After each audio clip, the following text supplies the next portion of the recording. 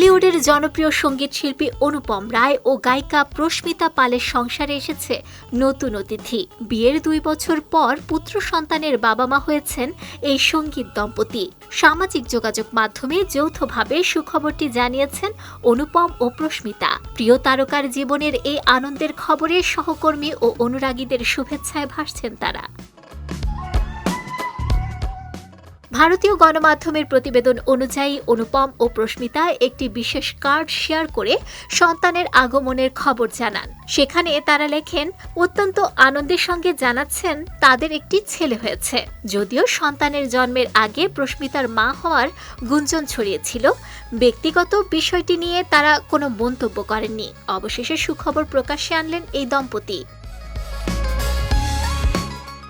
2024 সালের 2 মার্চ ঘরোয়া আয়োজনে রেজিস্ট্রি ও আইনি বিয়ের মাধ্যমে নতুন জীবন শুরু করেন অনুপম ও প্রস্মিতা। এটি অনুপমের 3য় বিয়ে। তবে দুজনেরই সঙ্গীত জগতে দীর্ঘদিনের পরিচয় রয়েছে। সহকর্মী হিসেবে পরিচয় থেকে বন্ধুত্ব, এরপর সেই সম্পর্কই ধীরে ধীরে প্রেমে রূপ নেয়।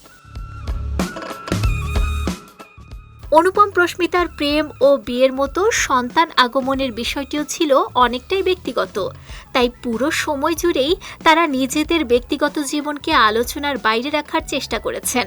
এবার সেই গোপনীয়তার অবসান ঘটিয়ে ছেলেকে স্বাগত জানানোর আনন্দ ভাগ করে নিলেন ভক্তদের সঙ্গে। এদিকে অনুপম প্রস্মিতার এই পোস্টে অভিনন্দন জানিয়েছেন টলিউড তারকারাও। কমেন্টে কোয়েল মল্লিক অভিনন্দন জানিয়ে বাবা মায়ের ক্লাবে স্বাগত জানিয়েছেন। মিমি চক্রবর্তীও অভিনন্দন জানিয়ে ভালোবাসার ইমোজি দিয়েছেন। শুভশ্রী গাঙ্গুলিও জানিয়েছেন অভিনন্দন।